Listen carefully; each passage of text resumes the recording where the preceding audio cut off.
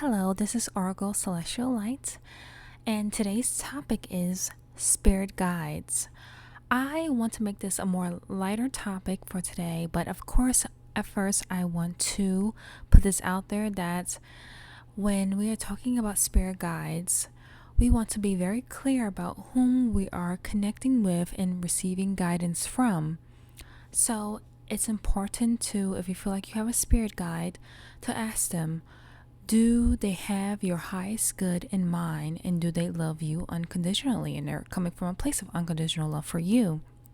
And if the answer is no, then I suggest not interacting with that spirit guide and disconnecting from them.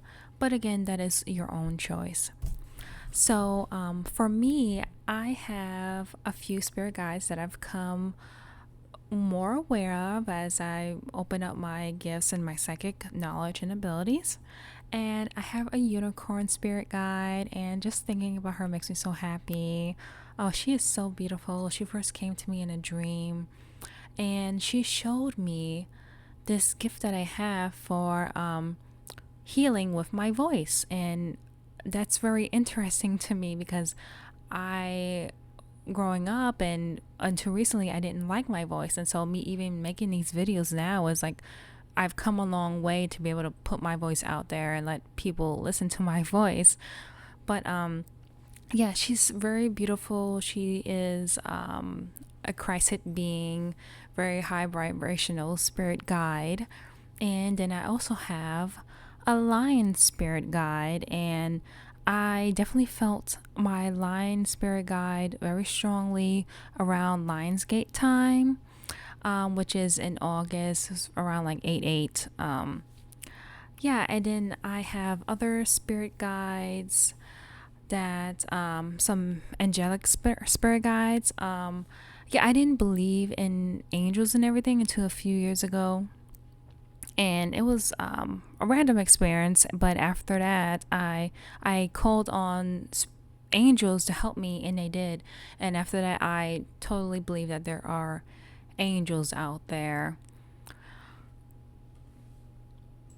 Over the years, animals have come to me in my dreams as spirit guides. I know people talk about like having a spirit animal and everything, but for me, I believe that any spirit guides, animal spirit guides, like that come into your life, it may not be just like one that's there for you then your entire lifetime. It may be different animal guides that come in to guide you and give you the guidance that you need at that time.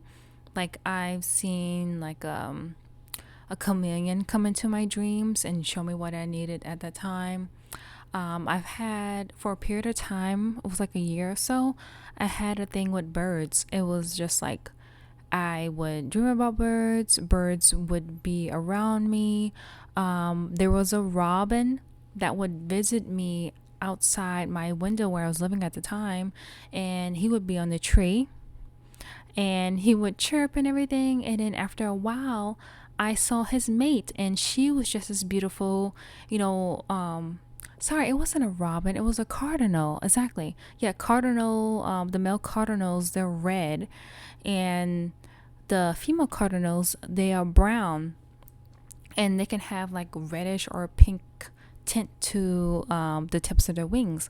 And so for the lady cardinal, she had like a pinkish tint to the tips of her wings. She was so pretty, just as pretty as he was, even though she was brown. And it gave such a nice feeling to be able to see them almost. Well, I definitely almost saw him on a daily basis, and then being able to see her, I saw her like once or twice was like such a treat. And yeah, during that time, I would see cardinals and other birds. And then another time, I would see a lot of crows. And crows are very interesting animals. They're very intelligent, and it definitely felt like they were trying to tell me something. And there's this whole thing where they can remember faces. So like either you're mean or you're nice to them, they will remember you for sure. And when I would walk around the neighborhood, they would make their noises, and like I could just tell like there was like something going on between me and the crows. It was very interesting. I've talked about my parakeets before, who passed away when I was 14, and they've come into my life in my dreams recently. I think I told you guys about that. And they showed me something that I really needed to know and that was very impactful to me. And I love them a lot for that. I love them. I love their guidance. They're little beautiful blessings in the heavens now. For spirit guides, anyone can be our spirit guide, like within like I've just explained, like our animals that pass away, our animal friends that pass away, they can be our spirit guides once they pass over. Family members can be our guides once they pass over. Like even ancestors we've never met or even had the chance of meeting, like a 300-year-old ancestor could possibly be our spirit guide and are trying to guide us into a better life, and they can help us out and have insight for us. And of course, higher vibrational beings like unicorns and angels can be our spirit guides. Sometimes we'll see like an animal and here in the 3D, and it can definitely be like a physical manifestation of a higher being. Like the qualities of the animal that you see, if you look up what that could mean for you, could definitely correlate with a being in the higher realms.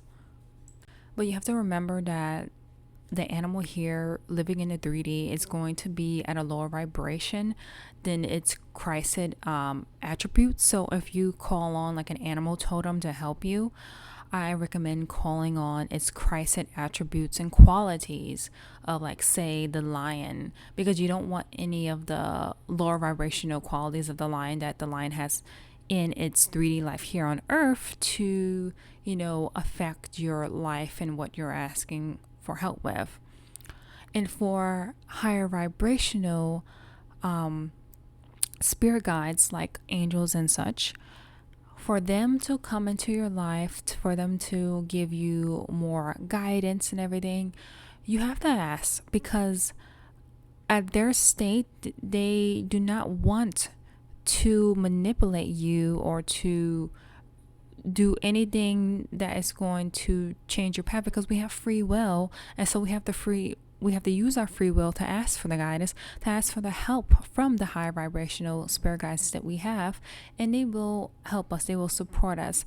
So you ask for help, you ask for guidance, and you allow that to come in.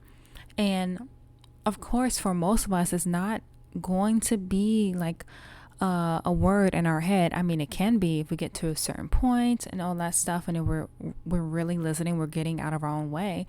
But for us starting out, it's going to be like little messages there, like you'll see a feather on the ground, or you'll see a color that catches your attention. Someone will say something to you, and you'll look at them and you'll be like, oh, wow, that's kind of the guidance that I need, or that correlates with things that's going on in my life right now and I needed help with. It could be anything like that. So like, keep your mind open, keep your mind clear. And for like, if you want to be more in tune with your guidance, it's very important to clear out your chakras, clear out the negative vibrations, the negative, all the stuff that may be gunked in our chakras, because I talked about this before about keeping up our spiritual cleansing and all that stuff. And so third eye, crown chakra, I would say even the heart chakra, for hearing and opening up to our spirit guides and the guidance that is there for us. Of course, we can use tools such as some people like to use pendulums. I've used pendulums before. I've kind of had interference with pendulums, so I'm not really big on them. And by interference, I mean not so like gray area interference, negative interference is not beings that are of my highest good that came through. Also, you can use tarot cards, oracle cards. I love tarot cards and oracle cards. I love doing my own tarot and oracle cards. They're pretty fun. I'm always very careful about who I'm calling on when I am doing my readings for myself. Some people like to say spirit or the divine, and I'm iffy on saying those things because anything can be spirit, anything can act as a divine. I was shown in my dreams years ago about just saying the divine, and things like to manipulate, things like to find little loopholes to get into your life and do wonky things. So you have to be very careful with your words and whom you're connecting to as you're going about if you're using divination tools. But yeah, just be careful with that if you want to use those tools as a way of connecting to your spirit guides. So one of the things I like to do, I like to create tarot and oracle layouts for myself. I don't know, you can get really creative with them and the placements and what the placements mean. And I made one called I think it's called my Christhood Guide spread, and I just love when I do it, like the messages that come through. And for me, when I do my tarot and oracle, I like to do multiple decks because so like the correlation of the deck, so like it's like a completely different deck, and then I'll see like images or like imagery that show me like the symbolic nature of it and how it all comes together and correlates. And I'm like, wow, that is so amazing, because like the chances of like getting these two cards here now, and it's like reinforcing the message and making the message stronger, it's actually pretty brilliant. And I just love doing that.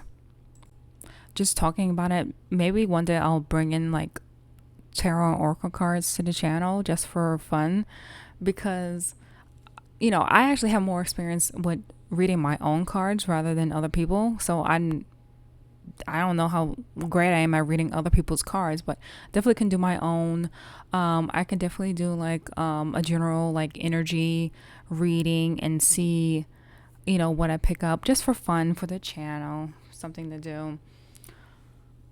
But anyway, back to spirit guides. I believe that everyone has like a spirit team, and for me, I call my spirit team my Christed guides and Christed guardians, just to like make sure I'm connecting to whom I want to connect to and not any negative energies or gray area energies.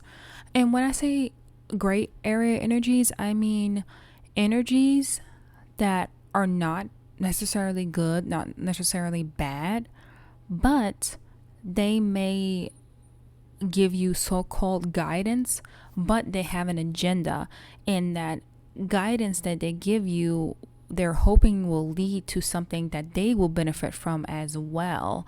So that's what I mean by gray area spirit guides, entities out there, because they definitely do exist.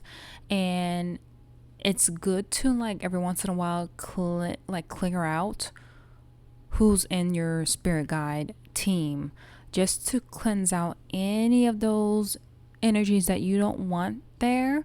You only want beings that have your highest good in mind, and that will give you messages given in unconditional love. Because if they give it an unconditional love for you, that means they have no agenda for themselves and why they're giving this guidance or this message to help you. So yeah, I think I've covered everything I wanted to talk about spirit guides. If something comes to me later, I will definitely make a part 2, because I don't know, something about this topic, it really made me happy, and I like sharing with you guys about my lion friend and my unicorn friend that I have. Yeah, so yeah, have a blessed, beautiful day, and I'll talk to you in the next video. Bye.